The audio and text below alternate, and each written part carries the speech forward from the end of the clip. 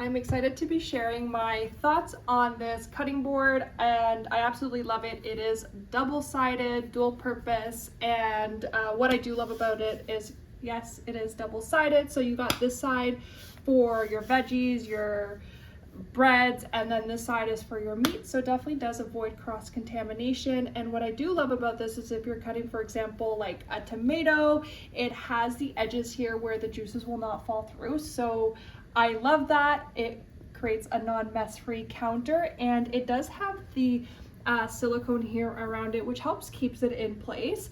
And I just love the titanium surface on this, and it is really knife friendly. It doesn't have a lot of the cut marks, but I'll just show you a quick example. Like this board, I just love the way that it cuts. It is really great as well. You do have the ridges here as well if you want to use it for your maybe your garlic or your ginger, what have you, maybe even your carrots. You can use this here. I typically don't use this, but it is there. It is very long lasting. It's definitely a great kitchen essential, and it really just makes shopping easier and a lot cleaner.